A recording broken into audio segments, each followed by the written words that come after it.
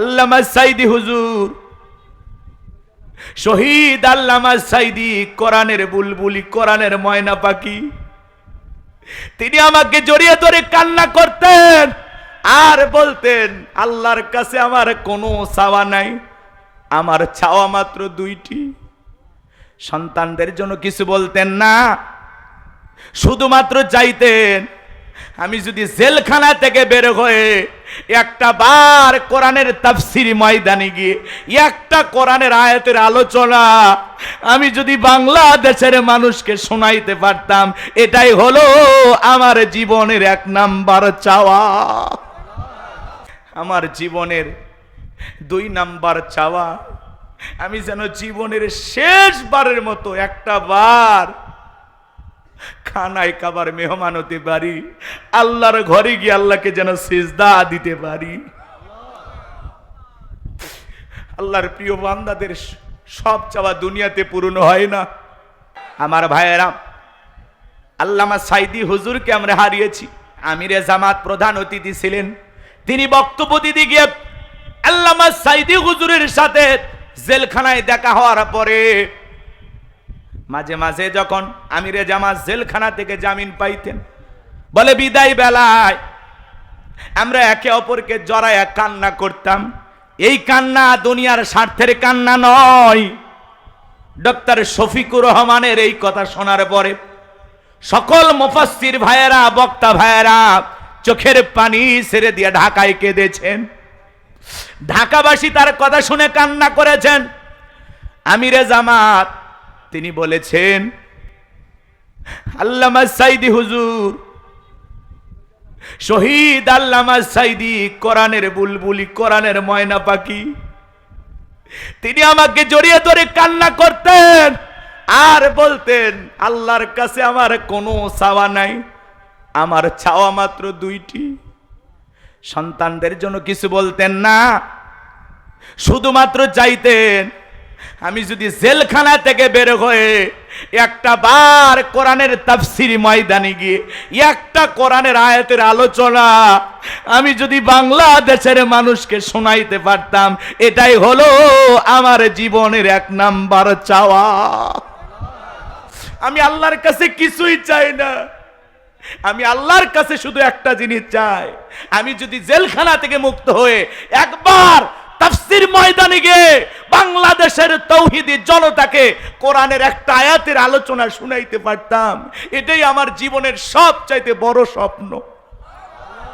আল্লামা সাইদি হুজুর আরো বলতেন, আমিরে জামাত ডক্টর শফিকুর রহমান কান্না করলেন, তিনি কান্না করলেন আর বললেন, তিনি কান্না করতেন আর বলতেন, আমাকে আল্লাহ তাআলা যদি জেলখানা থেকে বের করে দেন, সুযোগ কখনো আসে, আল্লাহ যদি জেলখানা থেকে বের হওয়ার ব্যবস্থা করে দেন, এই জালেমের জুলুম থেকে, এই জেলখানা থেকে যদি আমি মুক্ত হতে পারি, আমার জীবনের 2 নাম্বার চাওয়া, আমি যেন জীবনের শেষবারের মতো একটা বার খানায় কাবার মেহমান হতে পারি, আল্লাহর ঘরে গিয়ে আল্লাহকে যেন সিজদা দিতে পারি। আল্লাহর প্রিয় বান্দাদের সব চাওয়া দুনিয়াতে পূর্ণ হয় না। আল্লামা সাইদি হুজুর হাসতে হাসতে পুরো বাংলাদেশ সহ পৃথিবীর সমস্ত মুসলমানকে কাঁদিয়ে চলে গেছেন। কথা বলে ঠিক কি না? সেই যে জেলখানা থেকে বের হওয়া, সেই যে হাসি,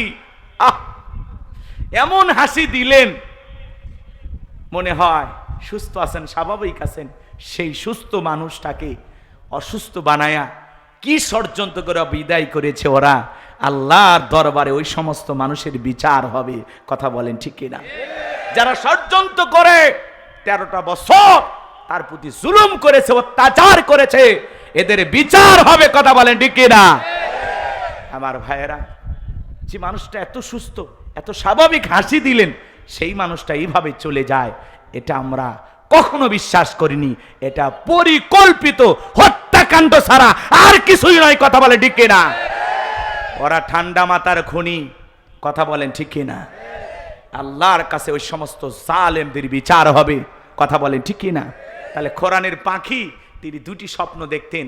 একবার তিনি চেয়েছিলেন যে আমি একবার যদি জেলখানা থেকে মুক্ত হতে পারি, আমি যেন মানুষের সামনে তাফসীর ময়দানে গিয়ে একটি আয়াতের আলোচনাও যদি শোনাইতে পারতাম, এটাই আমার জীবনের সবচাইতে বড় স্বপ্ন। সুবহানাল্লাহ বলেন। তাহলে তিনি এই দেশের মানুষকে কতটা মহাব্বত করতেন। এই তাফসীর ময়দান, আজকে আমরা কথা বলতেছি, আমাদের মতো অযোগ্য মানুষেরা কথা বলতেছে, এই ময়দান যিনি তৈরি করে গেছেন তিনি আল্লামা সাঈদী। কথা বলে ঠিক কিনা? তার আলোচনা শুনে আজকে আমরা কথা বলতে পারি। তার আলোচনার স্টাইল দেখে আমরা বক্তব্য দিতে জানি। তার আলোচনা শুনে, তার আলোচনা দেখে শুনে বক্তব্য, তার পথে, তার অনুপ্রেরণায় আজকে এই ময়দানে হাজার হাজার মুফাসসির বক্তা তৈরি হয়েছে। কথা বলে ঠিক কিনা? এজন্য কোরআনের পাখি আল্লামা সাঈদী হুজুর এদেশের সকল বক্তাদের শিক্ষক, মডেল, আদর্শ। কথা বলে ঠিক কিনা? এজন্য আল্লামা সাঈদী হুজুরকে আল্লাহ রাব্বুল আলামিন যেন জান্নাতের উচ্চ মাকাম দান করেন। জোরে বলুন আমিন। আর একটু জোরে বলুন আমিন। আমিরে জামাত তিনি বলেছেন, জেলখানায় একসাথে থাকার সুযোগ হয়েছে, একসাথে থাকার সুযোগ হয়েছে, কিন্তু যখন আমি বের হয়ে আসতাম আমাকে জড়িয়ে কান্না করতো আর এই দুইটা কথা বলতো, আমি যদি একবার বাংলাদেশের মানুষকে একটা আয়াতের তাফসীর করে আলোচনা করে শোনাইতে পারতাম, আর একবার যদি আল্লাহর ঘরে গিয়ে আল্লাহকে সেজদা দিতে পারতাম, এটাই আমার চাওয়া, আর কোনো চাওয়া নাই। আল্লাহ যেন কোরআনের পাখির এই চাওয়াগুলো হয়তোবা দুনিয়াতে পূরণ হয় নাই, আল্লাহ যেন কিয়ামতের ময়দানে তার সম্মান মর্যাদা বাড়িয়ে দেন। জোরে বলেন আমিন। আল্লাহ আল্লাহ আমাদের সঠিক বুঝ দান করুন। জোরে বলুন আমিন। এরপরে আল্লাহ রাব্বুল আলামিন বলতেছেন, وَإِذْ قَالَ لُقْمَانُ لِابْنِهِ وَهُوَ يَعِظُهُ يَا بُنَيَّ لَا تُشْرِكْ بِاللَّهِ إِنَّ الشِّرْكَ لَظُلْمٌ عَظِيمٌ। আল্লাহ রাব্বুল আলামিন বলেন, স্মরণ করো লোকমানে হাকিমের কথা। যখন লোকমানে হাকিম তার কলিজার টুকরা সন্তানদেরকে একত্রিত করে, সন্তানদেরকে সুন্দর করে উপদেশ দিয়ে বলতেছেন, ইয়া বুনাইয়া, হে আমার বৎস, হে আমার কলিজার টুকরা সন্তান, হে আমার হৃদয়ের স্পন্দন। সন্তানকে ভালো করে ডাকার দরকার আছে না নাই? সন্তানকে ডাকে বল্টু, এটা একটা নাম হইল, কথা কন নাকি আপনারা? সন্তানদের সুন্দর নাম রাখে না, নাম রাখে Boltu, Santu, Montu, nut, screw, bullet, tyre, fire, কথা কয় না ভাই। আজে বাজে নাম, সুন্দর নাম রাখে না। আমাদেরকে যখন ফোন দেয়, হুজুর একটা ছেলে সন্তান হয়েছে, নাম রাখেন। আমরা যখন বলি আল্লাহর কাছে দুইটা নাম সবচাইতে প্রিয়, একটা হলো আব্দুল্লাহ আর একটা আব্দুর রহমান। বলে আমার দাদার নাম আব্দুল্লাহ, চাচার নাম আব্দুর রহমান। নামের মধ্যে কেন জানি চাচা আর দাদা দাদা ভাব, এগুলো বয়স্ক মানুষের নাম চলবে না। আপডেট কিছু বলেন, নিউ ভার্সন কিছু বলেন, তখন সন্তানের নাম খুঁজে পায় না, নাম রাখে সনি, জনি, কথা কয় না? এগুলো নাম আছে না নাই? নাম রাখে পিকু, পিলু, টিলু, কথা কয় না কেন? আজে বাজে নাম রাখে, নামের স্টাইল আলাদা। মহিলা মানুষের নাম হাসি, খুশি, পিঙ্কি, চুমকি, সুইটি, কথা কয় না? হাইরে নামের স্টাইল, মোটু পাতলু পর্যন্ত নাম রেখে দেয় সন্তানের। আল্লাহ এই সমস্ত মানুষদেরকে হেদায়েত দান করেন। জোরে বলেন আমিন। সন্তান এদিক খেয়াল করেন। আপনি বাবা হয়েছেন, আপনি আদর্শ বাবা হবেন কিভাবে, সন্তানকে আদর্শ সন্তান হিসেবে কিভাবে গড়ে তুলবেন, সূরা লোকমান থেকে আপনাকে শিক্ষা গ্রহণ করতে হবে। কথা বলে ঠিক কিনা? লোকমানে হাকিম যেমন আদর্শ বাবা হিসাবে সন্তানদেরকে যে কয়টি উপদেশ দিয়েছিলেন, এই কয়টি উপদেশ বাবা হিসেবে যদি আপনি আপনার সন্তানকে দিতে পারেন, আপনার সন্তান পরিবর্তন হয়ে যাবে। চিৎকার মেরে বলেন আল্লাহু আকবার। আপনি বাবা হয়েছেন, আপনার সন্তান আপনার কাছে কয়টি হক পায় বলেন তো? কয়টি হক বলতে পারবেন? অনেকেই বলতে পারতেছেন না, কেউ বলে দুইটা তিনটা। আপনার সন্তান আপনার কাছে হক পায় 12টি। জোরে বলেন কয়টি? 12টি হক। এই 12টি হক নিয়ে আলোচনা করলে কমপক্ষে 12 ঘন্টা লাগবে। অত সময় আমার হাতে নাই, সংক্ষিপ্ত দুই একটা কথা বলে দিয়ে যায়। কষ্ট হচ্ছে আপনাদের? সন্তান জন্মগ্রহণ করার সাথে সাথে একটা সেলফি তুলে মোবাইলে পোস্ট করতে হবে, ফেসবুকে দিতে হবে। আলহামদুলিল্লাহ অবশেষে বাবা হলাম, এটা প্রথম কাজ, তাই না? কথা বলে না কেন? সন্তান জন্মগ্রহণ করার সাথে সাথে পরিষ্কারও করে না, ওই রকম কোনো মতে একটু তোয়ালের মধ্যে জড়াইয়া নিয়া ওই সন্তানের একটা ছবি তুলে ফেসবুকে দেয়। ছেলের মামা, সে আবার ফেসবুকে পোস্ট করে মামা হইলাম, চাচা থাকলে বলে আঙ্কেল হইলাম। কথা বলেন না কেন? মেয়ে থাকলে তার যদি ফেসবুকের আইডি থাকে, সেই আবার ফেসবুকে স্ট্যাটাস দেয় জীবনের প্রথম খালা হইলাম। কথা কয় না? এমনকি যেই মহিলা বাচ্চা ডেলিভারি করেছে ওই বোনেরও যদি একটা ফেসবুক আইডি থাকে, সে ওই অবস্থায় থেকে ফেসবুকে পোস্ট করে অনেক কষ্টের পরে মা হওয়ার স্বাদ বুঝলাম। তার মানে সন্তান জন্মগ্রহণ করার সাথে সাথে প্রথমে ছবি ফেসবুকে দিতে হবে, এটাই তো প্রথম দায়িত্ব, নাকি বলেন? তাহলে তো সব পাওয়া যাবে, পাওয়া যাবে না? সন্তান জন্মগ্রহণ করার সাথে সাথে দায়িত্ব হলো সন্তানের কানে কি দিতে হবে? আজান দিতে হবে। সেলফি তোলার ঠেলায় আজান দেওয়ার কথা মনেই নাই। কথা বলেন, কথা বলেন। এরকম আপনাদের যশোর জেলায় শুরু হয় না, এটা আমি অন্য জেলার কথা বলতেছি। এই এলাকার মানুষ তো আল্লাহর ওলি। সন্তান জন্মগ্রহণ করার সাথে সাথে কি করবেন? কথা কয় না, কথা কয় না। কি দেবেন? আজান দেবেন। এরপরে যদি আলেম ওলামা থাকে, সন্তানের এদিক খেয়াল করেন, খেজুর হোক কোনো কিছু হোক, মিষ্টি দ্রব্য চিবাইয়া এটা সন্তানের মুখের ভিতরে দিয়ে দেবেন। তাহনিক করা। আল্লাহ বোঝার তৌফিক দান করুন, জোরে বলুন আমিন। এরপরে সন্তানের সুন্দর একটা নাম রাখতে হবে, ইসলামিক নাম। ওলামা ইকরামদের কাছ থেকে জেনে কোরআন এবং সুন্নাহর আলোকে সুন্দর একটা অর্থবহুল নাম রাখার দরকার আছে না নাই? আল্লাহ বোঝার তৌফিক দান করুন। আজে বাজে নাম রাখবো না, ঠিক আছে তো? এরপরে সন্তান যখন আস্তে আস্তে বেড়ে উঠবে, সন্তানকে দ্বীন ইলম শিক্ষা দেওয়ার দরকার আছে না নাই? মাদ্রাসায় পড়ানোর দরকার আছে না নাই? পড়াবেন তো ইনশাল্লাহ। ছেলে হোক মেয়ে হোক, সর্বপ্রথম দ্বীনের জ্ঞান সন্তানের ভিতরে ঢুকে দেওয়ার চেষ্টা করবেন। সন্তানকে প্রথমে মাদ্রাসায় পড়াবেন। আল্লাহ বোঝার তৌফিক দান করুন, জোরে বলুন আমিন। আরো কথা আছে, ওইদিকে গেলে লম্বা হবে, লম্বা করার সুযোগ নাই। সংক্ষিপ্ত কথা বলে দেয়া যায় ভাইয়েরা আমার। লোকমানে হাকিম তার কলিজার টুকরা সন্তানকে আদর করে ডেকে বলতেছেন, ইয়া বুনাইয়া, হে আমার বৎস, হে আমার কলিজার টুকরা সন্তান, হে আমার হৃদয়ের স্পন্দন। সন্তানকে আদর করে ডাকার দরকার আছে না নাই? জোরে বলেন, দরকার আছে না নাই? এই জন্য সন্তানের নামটাও রাখবেন সুন্দর। বাবা ইউসুফ, বাবা ইব্রাহিম, বাবা ইসহাক, ইয়া বাবা ইয়াকুব। সন্তানের সুন্দর সুন্দর নাম রাখবেন। আব্দুর রহমান, আব্দুর রহিম। কথা বলেন না কেন? আব্দুল খালেক, আব্দুল সালাম, সুন্দর সুন্দর নামগুলো রাখবেন। আল্লাহ বোঝার তৌফিক দান করুন, জোরে বলুন আমিন। কিন্তু সন্তানের নাম রাখছেন বল্টু, এরা জীবনে কোনো কিছু করতে পারবে? আচ্ছা দেখেছেন আজ পর্যন্ত কোনো মাহফিলে বলেছে এখন আপনাদের সামনে আলোচনা করবেন হযরত মাওলানা বল্টু সাহেব? বলেছে ভাই? কোন পীরের মাজারে কি লেখা দেখেছেন যে এখানে সাহিত্য আছেন শাহ সুফি অমুক তমুক বল্টু রহমতুল্লাহ আলাই? লেখা দেখছেন কোনো মাজারে? কোন পীরের নাম বল্টু পাইছেন? কোন হুজুরের নাম বল্টু পাইছেন? আজ পর্যন্ত দেখেছেন? এখন আপনাদের সামনে সংসদ সদস্য বক্তব্য রাখবেন জনাব বল্টু সাহেব, পাওয়া গেছে? তো এই জন্য আপনাদের উদ্দেশ্যে বলতে চাই, সন্তানদের সুন্দর নাম রাখবেন, চমৎকার ইসলামিক নাম রাখবেন। আল্লাহ বোঝার তৌফিক দান করুন। একটু জোরে বলেন আমিন। আর একটু জোরে বলেন আমিন। আমার ভাইয়েরা লম্বা হবে, লম্বা করব না, সংক্ষিপ্ত কথা বলে দিয়া যায়। সন্তানকে আদর করে রাখতে হবে। ইয়া বুনাইয়া, হে আমার বৎস, হে আমার কলিজার টুকরা সন্তান। এরপরে বলতেছেন লা তুশরিক বিল্লাহ, লা তুশরিক বিল্লাহ, আল্লাহর সাথে কখনো কাউকে শরীক করা যাবে না। সন্তানকে শিরিকের ওয়াজ করতেছেন, আল্লাহর সাথে পরিচয় করা দিতেছেন। আল্লাহু আকবার বলেন।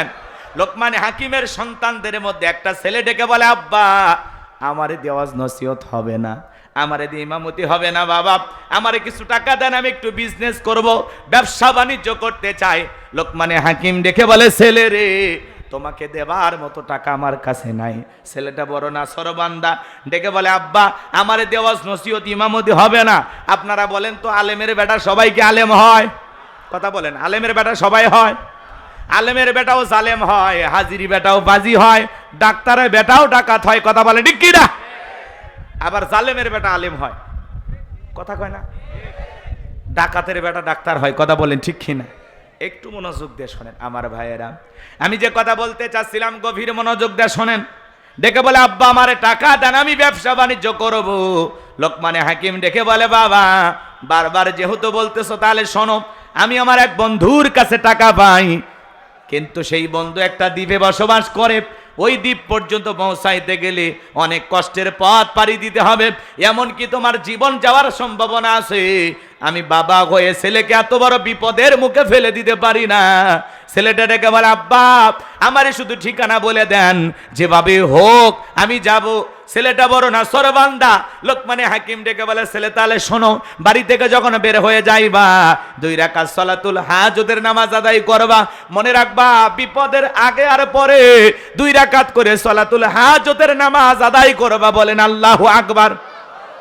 এই কথা বলে সফরের কিছু ঘটনা সন্তানকে বললেন, বাবা বাড়ি থেকে যখন বের হয়ে যাইবা মরুভূমির বিশাল রাস্তা পাড়ি দিতে গিয়া চলতে চলতে তাকায়া দেখবা একটা জঙ্গল দেখা যায়। ওই জঙ্গলের ভিতরে দেখবা একটা ঝর্ণার পানি পড়তেছে, সেখান থেকে পানি পান করবা, প্রয়োজন মোতাবেক পানি গ্রহণ করবা। এরপরে সামনে যাওয়ার পরে পিছন দিক তাকায়া দেখবা আর ঝর্ণা দেখা যায় না। এরপরে সামনে পথ চলতে চলতে তাকায়া দেখবে বিশাল একটা গাছ। ওই গাছের ছায়া আশ্রয় নিবা না, নিলে তোমার বিপদ হতে পারে। পুরো সফরের ঘটনা বাবা সুন্দর করে কিছু বিষয় তাকে আগেই জানিয়ে দিলেন। এইবার লোকমানে হাকিমের সন্তান বাবার কথা অনুযায়ী পথ চলতে লাগলেন। বাবা যা যা বলতেছে পথে ঘটনাক্রমে সব মিলে যাইতেছে। এইবার চলতে চলতে সেই গাছের ছায়ায় আশ্রয় নিলেই বাবা বলেছি বিপদ হবে। তাকায় দেখে গাছের গোড়া একটা মুরব্বি বসে আছে। মুরব্বি ডেকে বলে বাবা আসো গাছের ছায়া আশ্রয় নাও। বলে না বাবা আমাকে বলেছে আশ্রয় নিলে বিপদ হবে। বলে কোনো সমস্যা নাই, তুমি এই জায়গায় আসো। তোমার কি বাবা বলে নাই চলার পথে যদি একটা মুরব্বির সাথে দেখা হয় সেই মুরব্বি যা বলবে তুমি তাই শুনবা? বলে হ্যাঁ বলেছে। তাহলে ভয় পেও না বাবা আসো। এইবার লোকমানে হাকিমের সন্তান গাছের ছায়া আশ্রয় নিলেন। ক্লান্ত শরীর, মুহূর্তের মধ্যে ঘুম চলে আসলো। লোকমানে হাকিমের সন্তান এইবার ঘুমের মধ্যে চলে গেল। বিষাক্ত সাপ এসে লোকমানে হাকিমের সন্তানকে সবল মেরেছে। এইবার মুরব্বি তাকায় দেখে সত্যি তো বিপদ হয়ে গেল। এইবার সাপটাকে ধরলেন, লোকমানে হাকিমের সন্তানকে বিষ মুক্ত করলেন। ওই সাপটাকে ধারালো একটা অস্ত্র দিয়া 2টা টুকরো করলেন, পিছনের অংশ ফেলাইয়া দিলেন আর মাথার অংশটা লোকমানে হাকিমের সন্তানের ব্যাগের ভিতরে রেখে দিলেন। এইবার ঘুম থেকে যখন জাগ্রত হয়েছে ডেকে বলে ছেলে সত্যি তোমার বিপদ হয়েছিল, বিষাক্ত সাপ একটা তোমাকে সবল মেরেছিল, আমি বিষ মুক্ত করে দিয়েছি, আর টেনশন নাই। লোকমানে হাকিমের সন্তান আবার 2 রাকাত সালাতুল হাজতের নামাজ আদায় করলেন। বলুন আল্লাহু আকবার। এইবার ডেকে বলে মুরব্বি ওই জনবসতি এলাকায় আমাকে যেতে হবে। ওই এলাকায় যায় বাবার পরিচয় দিলে তারা আমাকে সেই দ্বীপের রাস্তাটা দেখিয়ে দেবে। বলে মুরব্বি হিসাবে আমি যদি তোমার সাথে যাই তোমার কি কোনো সমস্যা আছে? বলে না আপনি গেলে আমার কোনো আপত্তি নাই। ওই জনবসতি ওই এলাকায় যায়া যখন লোকমানে হাকিমের পরিচয় দিয়েছেন সবাই বাবার কারণে লোকমানে হাকিমের সন্তানকে পেয়ে আনন্দে আত্মহারা, সবাই আদর আপ্যায়ন করাইতে লাগলেন, খুশি মনে তাকে খাবার দিতে লাগলেন। মারহাবা বলেন। লোকমানে হাকিমের নাম সে সময় সকল অঞ্চলের মানুষ জানতো। এজন্য বাবার কারণে অনেক সময় ছেলেকে মানুষ মহাব্বত করে। কথা বলেন ঠিক কি না? বাংলাদেশের সবচাইতে বড় আলেম তার সন্তান যদি আপনাদের এলাকায় আসে তাকে কি একটু মহাব্বত করবেন না? এ কথা বলেন না কেন আপনারা? আল্লামা সাইদি হুজুরকে আমরা হারিয়েছি, তার কোনো সন্তান যদি যশোরে আসে কি বলেন আপনারা একটু মহাব্বত করবেন না? ভালোবাসা দেখাবেন কি না? আমার ভাইয়েরা আল্লামা সাইদি হুজুরকে আমরা হারিয়েছি। আজকে ঢাকার বুকে আলেমদের জাতীয় মুফাসসির সম্মেলন হয়েছে, সেখানে আমিরে জামাত প্রধান অতিথি ছিলেন। তিনি বক্তব্য দিতে গিয়ে আল্লামা সাইদি হুজুরের সাথে জেলখানায় দেখা হওয়ার পরে মাঝে মাঝে যখন আমিরে জামাত জেলখানা থেকে জামিন পাইতেন বলে বিদায় বেলায় আমরা একে অপরকে জড়ায়া কান্না করতাম। এই কান্না দুনিয়ার স্বার্থের কান্না নয়। ডক্টর শফিকুর রহমানের এই কথা শোনার পরে সকল মুফাসসির ভাইয়েরা, বক্তা ভাইয়েরা চোখের পানি ছেড়ে দিয়ে ঢাকায় কেঁদেছেন। ঢাকাবাসী তার কথা শুনে কান্না করেছেন। আমিরে জামাত তিনি বলেছেন, আল্লামা সাইদি হুজুর, শহীদ আল্লামা সাইদি কোরআনের বুলবুলি, কোরআনের ময়না পাখি, তিনি আমাকে জড়িয়ে ধরে কান্না করতেন আর বলতেন, আল্লাহর কাছে আমার কোনো চাওয়া নাই, আমার চাওয়া মাত্র দুইটি। সন্তানদের জন্য কিছু বলতেন না, শুধুমাত্র চাইতেন আমি যদি জেলখানা থেকে বের হয়ে একটা বার কোরআনের তাফসির ময়দানে গিয়ে একটা কোরআনের আয়াতের আলোচনা আমি যদি বাংলাদেশের মানুষকে শোনাইতে পারতাম, এটাই হলো আমার জীবনের 1 নাম্বার চাওয়া। আমি আল্লাহর কাছে কিছুই চাই না, আমি আল্লাহর কাছে শুধু একটা জিনিস চাই, আমি যদি জেলখানা থেকে মুক্ত হয়ে একবার তাফসীর ময়দানে গিয়ে বাংলাদেশের তৌহিদি জনতাকে কোরআনের একটা আয়াতের আলোচনা শুনাইতে পারতাম, এটাই আমার জীবনের সবচাইতে বড় স্বপ্ন। আল্লামা সাইদি হুজুর আরো বলতেন, আমিরে জামাত ডক্টর শফিকুর রহমান কান্না করলেন, তিনি কান্না করলেন আর বললেন, তিনি কান্না করতেন আর বলতেন, আমাকে আল্লাহ তাআলা যদি জেলখানা থেকে বের করে দেন, সুযোগ কখনো আসে, আল্লাহ যদি জেলখানা থেকে বের হওয়ার ব্যবস্থা করে দেন, এই জালেমের জুলুম থেকে, এই জেলখানা থেকে যদি আমি মুক্ত হতে পারি, আমার জীবনের 2 নাম্বার চাওয়া, আমি যেন জীবনের শেষবারের মতো একটা বার খানায় কাবার মেহমান হতে পারি, আল্লাহর ঘরে গিয়ে আল্লাহকে যেন সিজদা দিতে পারি। আল্লাহর প্রিয় বান্দাদের সব চাওয়া দুনিয়াতে পূরণ হয় না। আল্লামা সাইদি হুজুর হাসতে হাসতে পুরো বাংলাদেশ সহ পৃথিবীর সমস্ত মুসলমানকে কাঁদিয়ে চলে গেছেন, কথা বলে ঠিক কিনা? সেই যে জেলখানা থেকে বের হওয়া, সেই যে হাসি, এমন হাসি দিলেন মনে হয় সুস্থ আছেন, স্বাভাবিক আছেন। সেই সুস্থ মানুষটাকে অসুস্থ বানায়া কি ষড়যন্ত্র করে বিদায় করেছে ওরা, আল্লাহর দরবারে ওই সমস্ত মানুষের বিচার হবে, কথা বলেন ঠিক কিনা? যারা ষড়যন্ত্র করে 13টা বছর তার প্রতি জুলুম করেছে, অত্যাচার করেছে, এদের বিচার হবে, কথা বলেন ঠিক কিনা? আমার ভাইয়েরা, যে মানুষটা এত সুস্থ, এত স্বাভাবিক হাসি দিলেন, সেই মানুষটা এইভাবে চলে যায়, এটা আমরা কখনো বিশ্বাস করিনি।